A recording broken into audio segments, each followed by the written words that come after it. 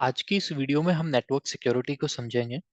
किस तरह से एक अटैकर या हैकर आपके नेटवर्क को कॉम्प्रोमाइज कर सकता है, डाटा को लीक कर सकता है, किस टाइप्स के हैकिंग अटैक करता है और हम किस तरह से अपने नेटवर्क को सिक्योर कर सकते हैं।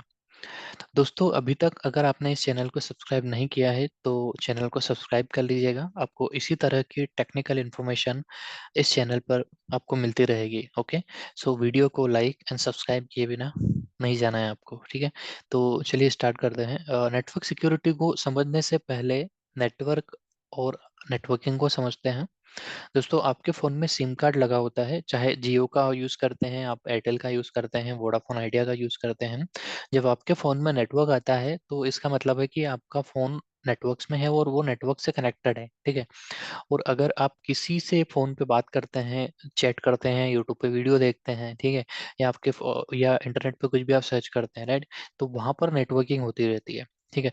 तो सेम इसी तरह से अ, आपके जो लैपटॉप हैं, आपका जो कंप्यूटर है, इंटरनेट से कनेक्टेड हैं, ओके? और आप कंप्यूटर नेटवर्क से जुड़े हुए हैं और अगर आप स्काइप कॉल कर रहे हैं, इंटरनेट पे सर्च कर रहे हैं, कुछ ब्राउज़िंग कर रहे हैं, तो वहाँ पर एक तरह का कंप्यूटर नेटवर्किंग होती है क्योंकि आपके जो सिस्टम होते हैं वो इंटरनेट से कनेक्टेड होता है, राइट? तो आई होप आपको समझ में आ गया होगा नेटवर्क और नेटवर्किंग क्या होता है, ठीक है? अब बहुत सारे डिफरेंट डिफरेंट तरीके होते हैं, जैसे लोकल एरिया नेटवर्क होता है, वाइड एरिया नेटवर्क होता है, लाइक एक मैश नेटवर्क होता है, डिफरेंट डिफरेंट होता है। बट हमारा टॉपिक इसमें नहीं है, हम लोग आज कंप्लीटली नेटवर्क सिक्योरिटी को ही समझेंगे, राइट? तो इस तरह से नेटवर्क सिक्योरिटी होती है, राइट? अब हम समझते हैं कि एक हैकर किस तरह से आपके डेटा को चुरा सकता है आपके नेटवर्क्स में, ठीक है? अभी देखिए यहाँ पर आपके लेफ्ट हैंड साइड पे यहाँ पे लिखा है लोकल लेन नेटवर्क, मतलब ये आपका लोकल एरिया नेटवर्क है। यहाँ पर कोई भी नेटवर्क सिक्योरिटी डिवाइसेस नहीं लगी है। सिंपल सा एक इंटरनेट है, ठीक है? ये आपका आईएसपी है, इंटरनेट मतलब ये पूरा वर्ल्ड है इंटरनेट। और ये आपका राउटर लगा है जो आपके आईएसपी ने यहाँ पे आपको लगा के दिया है और यहाँ पे आपकी सारी मशीनें इस राउटर से कनेक्टेड होती है। अब हैकर क्या करता है कि यहाँ पे कोई सिक्योरिटी होती नहीं, वो इंटरनेट से आता है। राउटर्स नॉर्मल आते हैं, 1000-2000 रुपए के, इसमें सिक्योरिटी पैचेस रहती नहीं है, ठीक है? तो वो डायरेक्टली इसको आसानी से कॉम्प्रोमाइज कर सकता है। वो आपके मशीनें जो भी यहाँ पे इंस्टॉल्ड है, जिसको आईपी आ रहा है 192.168.1.3, इन सबको वो आसानी से कॉम्प्रोमाइज कर सकता है, right? Friends, one minute, let me check. Okay, तो यहाँ पर सारी मशीनों को कॉम्प्रोमाइज़ कर लेगा क्योंकि यहाँ पर कोई भी सिक्योरिटी डिवाइसेस नहीं लगी होती। सेम इस अलग साइड में देख सकते हैं, ये आपका बैकएंड एंड है, ये हैकर है, ये आपका इंटरनेट कनेक्टेड है। अब अटैकर क्या करेगा ना, यहाँ से आपके नेटवर्क में आ जाएगा, आपके डाटाबेस सर्वर को हैक कर सकता है क्योंकि यहाँ पे कोई रूल ऐसा बना नहीं है कि बाहर से कोई आ रहा है तो उसको हम चेक करें कि ये बैड ट्रैफिक के साथ आ रहा है या फिर गुड ट्रैफिक के साथ आ रहा है, राइट? ऐसा कोई रूल हम लोगों ने बनाया नहीं होता है, ठीक है? तो डायरेक्टली अटैकर आपके डाटाबेस सर्वर को हैक कर सकता है, वेब सर्वर को हैक कर सकता है जहाँ पे आपकी वेबसाइट होस्टेड है, फाइल सर्वर जहाँ पे आपने बहुत सारी शेयरिंग कर रखी है उनको एक्सेस कर सकता है, मोबाइल, डेस्कटॉप, सबको वो एक्सेस कर सकता है। अब एक्सेस कैसे करता है, इन इन सिस्टम्स में क्या होता है दोस्तों, वल्नरेबिलिटी होती है एक तरह की। मतलब वल्नरेबिलिटी क्या होता है, एक तरह का वीकनेसेस होता है। अटैकर क्या करता है, कोई भी काले लिनक्स या फिर एक्सप्लॉइटेशन टूल्स होता है उसको यूज करके उस वल्नरेबिलिटी को एक्सप्लोइट कर देता है। वल्नरेबिलिटी क्या होता है, एक पोर्ट नंबर पे यूज होती है। जैसे मान लो पहले रैंसमवेयर अटैक आता था, जो वो क्या करता था, आरडीपी से एक्सेस करता था मशीनों को और वहां से उस प्रोटोकॉल में, एसएमबी प्रोटोकॉल में कुछ वल्नरेबिलिटी थी तो उसको वो एक्सप्लोइट करके मशीन को यूजर नेम पासवर्ड से वो पासवर्ड को एक ब्रूट फोर्स अटैक करता था, ठीक है? और उससे पूरे मशीन का यूजर नेम पासवर्ड पता करके मशीन में एक्सेस करके पूरी मशीन को इनक्रप्ट कर देता था क्योंकि वहाँ पे सिक्योरिटी बहुत ज़्यादा कॉम्प्रोमाइज़ हो रही थी। तो इसी तरह से अटैकर किसी भी वल्नरेबिलिटी को एक्सप्लॉइट करके आपके नेटवर्क में घुस सकता है और एक बार अगर आपके लोकल नेटवर्क में आ गया, इसमें इस मशीन किसी भी मशीन को एक्सेस कर लिया, 192.168.1.1 की सीरीज में जो लोकल आईपी आप देते हैं, what ever range you selected, तो उसमें किसी एक मशीन को वो टारगेट करके बाकी पूरे नेटवर्क की मशीनों को वो वल्नरेबिलिटी स्कैन कर सकता है, पोर्ट स्कैन कर सकता है। जहां पर वीकनेस दिखेगी उस मशीन को वो एक्सप्लोड करके डाटा को चुरा के ले जाएगा, ठीक है? उसी के लिए कंपनियां बहुत सारे नेटवर्क सिक्योरिटी डिवाइसेस यूज करती है। कौन कौन से डिवाइसेस यूज करती है उसका हम लोग अगली स्लाइड में देखेंगे। तो आई होप अटैकर किस तरह से हैक कर सकता है वो आपको समझ में आया होगा। अभी हम नेक्स्ट स्लाइड में हम लोग समझेंगे कि कौन कौन से नेटवर्क टाइप्स होते हैं, राइट। नेटवर्क अटैक्स टाइप्स होते हैं, तो पहला होता है browser Bose brute force attacks होता है, डिनायल ऑफ सर्विसेज होता है एक तरह का, ठीक है। एसएसएल होता है, स्कैन होता है, आपका नेटवर्क को स्कैन कर सकता है, कौन कौन से ओपन पोर्ट्स है, कौन कौन सी वल्नरेबिलिटी है, सारी स्कैनिंग वो कर सकता है, राइट। एक डिनायल ऑफ सर्विसेज होती है एक तरह से, ठीक है। मैं इसको थोड़ा सा पिक्चर को बड़ा कर देता हूँ ताकि आपको समझ में आ जाए।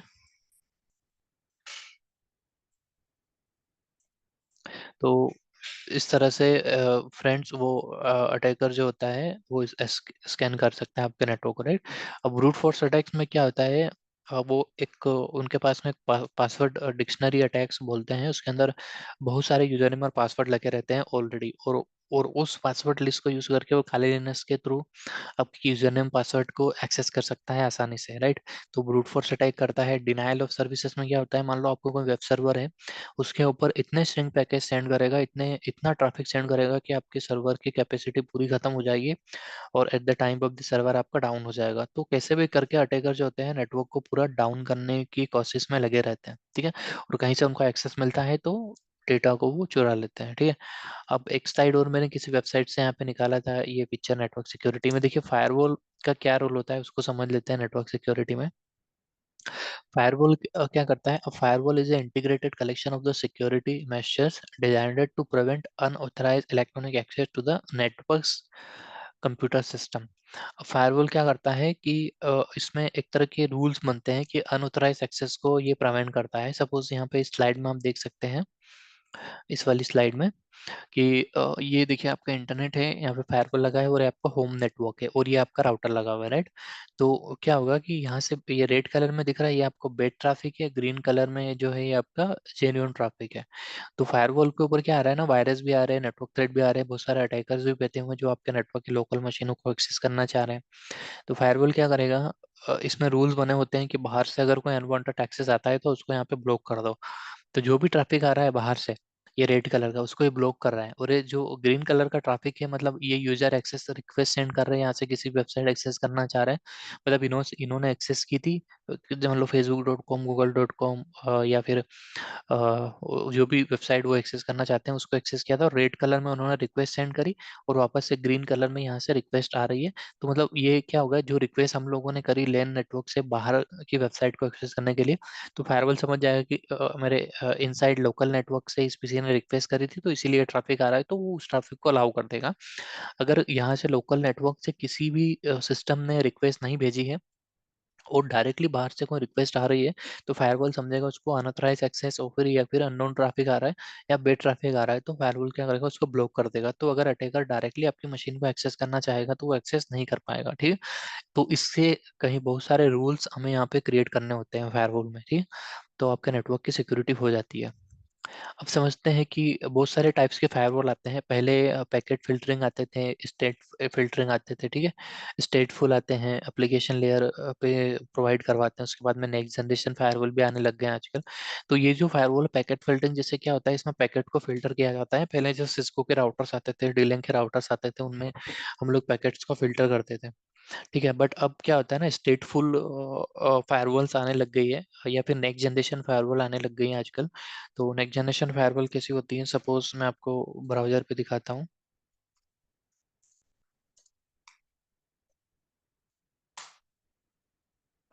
ठीक है। ये नेक्स्ट जनरेशन फायरवॉल्स होती है एक तरह की। इनमें इनमें कैसा रहता है ना, पूरा ट्रैफिक सब कुछ कवर कर देता है। आपका एसएसएल वीपीएन बना सकते हो, आप एप्लीकेशन को आइडेंटिफाई कर सकते हो कि कौन सी एप्लीकेशन बंदा यूज कर रहा है, उसका सोर्स आईपी एड्रेस क्या है, डेस्टिनेशन आईपी एड्रेस क्या है। इसके साथ में ही वो एक नेटवर्क सेशन को भी मेंटेन करता है, ठीक है, एक टाइम ड्यूरेशन के लिए, ठीक है। सेशन टेबल को मेंटेन करता है, जिससे आपकी स्पीड काफी फास्ट हो जाती है। तो वो नेक्स्ट जनरेशन फायरवॉल कैपेबिलिटी में आता है, राइट। तो फायरवॉल इस तरह से काम करता है, ठीक है। एवरी कंपनी इसको यूज करती है। बहुत सारे कौन कौन सी कंपनी के फायरवॉल्स आते हैं वो भी हम नेक्स्ट स्लाइड में समझेंगे। अब इसमें पॉलिसी बनती है एक तरह से, ठीक है। पॉलिसी कैसी बनती है, जैसे मान लो आपने अपने ट्रैफिक लगाया यहाँ से कि भैया यहाँ से ये मेरा सोर्स है, ये डेस्टिनेशन है, राइट। तो इस सोर्स से इस डेस्टिनेशन पे जाएगा ट्रैफिक, मान लो ये मशीन है और यहाँ पे जा रही है, आउटसाइड नेटवर्क में जा रही है। तो उसके लिए मुझे ट्रैफिक को अलाउ करना है, रिजेक्ट करना है, या ड्रॉप करना है, ठीक है। वो हम यहाँ पे पॉलिसी बना सकते हैं। साइबर सिक्योरिटी प्रोस्पेक्टिव के हिसाब से अगर हम लोग समझे तो हमारा जो फायरवॉल रहेगा उसमें प्रिवेंशन कैपेबिलिटी क्या क्या होनी चाहिए, किस तरह के अटैक्स को वो प्रिवेंट करने की उसमें काबिलियत होती है। तो सबसे पहले gain complete visibility. Okay, complete visibility से मतलब होता है कि हमारे कंप्लीट नेटवर्क में कितनी एप्लीकेशंस यूज कर रही है, ठीक है, कितने यूजर्स है, क्या क्या कंटेंट है उसके अंदर, बैड कंटेंट है, गुड कंटेंट है, कौन कौन सी एप्लीकेशन है, कितने डिवाइसेस कनेक्टेड है, आपका लैपटॉप है, डेस्कटॉप है, मोबाइल डिवाइसेस कनेक्टेड है, एंड पॉइंट्स में सारे एंड पॉइंट्स आने चाहिए, इनक्रिप्टेड ट्रैफिक की भी कैपेबिलिटी होनी चाहिए कि अगर कोई इनक्रिप्टेड ट्रैफिक आ रहा है तो फायरवॉल उसको डिटेक्ट कर पाता है या नहीं कर पाता है, SaaS बेस्ड एप्लीकेशन है या क्लाउड बेस्ड है। उसके बाद में रिड्यूस अटैक सरफेस होता है, ठीक है, ये हम लोग प्रिवेंशन कैपेबिलिटी की बात कर रहे हैं कि ये तो सारी विजिबिलिटी होना चाहिए। उसके बाद में हम रिड्यूस कैसे कर सकते हैं अटैक सरफेस को। तो जब हम एप्लीकेशन पता चल जाती है तो हम क्या करते हैं, बेड एप्लीकेशन को ब्लॉक कर देते हैं, ठीक है, कि भैया ये बेड बेड एप्लीकेशन है, नेटवर्क के लिए हार्मफुल है, इसको ब्लॉक कर दो। लिमिट एप फंक्शन, मतलब जिस यूजर को जितनी एप्लीकेशन की जरूरत है उसी वही एप्लीकेशन हम लोग अलाउ करेंगे। लिमिटेड फाइल टाइप, जैसे मान लो डॉक फाइल हो गया, ठीक है, आपका रार फाइल हो गया है, फिर टेक्स्ट फाइल होती है, EXE फाइल होती है, उसको हम तुरंत ही ब्लॉक कर देंगे। आईरिस एप्लीकेशन को ब्लॉक कर देंगे, वेरीफाई करेंगे यूजर को कि ये जेन्युइन यूजर है या फिर बेड यूजर है। तो इस ये सारी चीजों को फॉलो करके हम लोग रिड्यूस कर सकते हैं अटैक सरफेस को।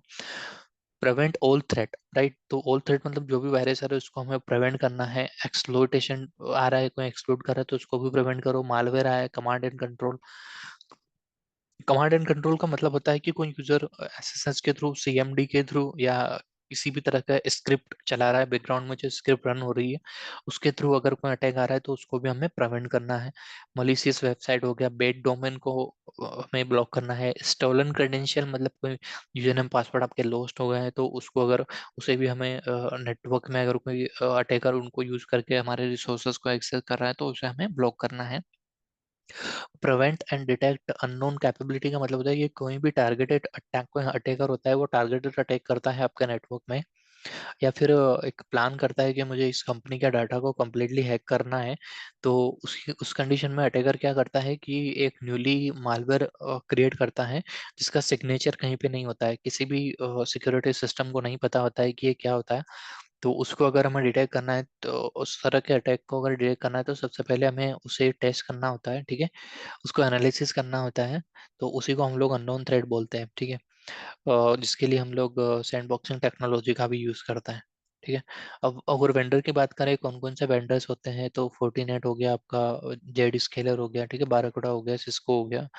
तो ये सारे जो हैं नेटवर्क सिक्योरिटी को लेके प्रोवाइड करवाते हैं, network and endpoint security, cyber security के सारे प्रोडक्ट्स इनके पास होते हैं, ठीक है। तो इनके प्रोडक्ट्स को यूज करके हम लोग नेटवर्क को सिक्योर कर सकते हैं, ठीक है। तो आई होप आपको ये वीडियो पसंद आया होगा। तो आप चैनल को सब्सक्राइब किए बिना नहीं जाइएगा, सब्सक्राइब कीजिए उस चैनल को, चैनल में कमेंट्स कीजिए कि अगला किस टॉपिक पे हम लोग वीडियो बनाएं, और चैनल को सब्सक्राइब कीजिए और मुझे भी यहाँ पे सपोर्ट कीजिए आप। ओके, तो thank you guy, thank you for watching this.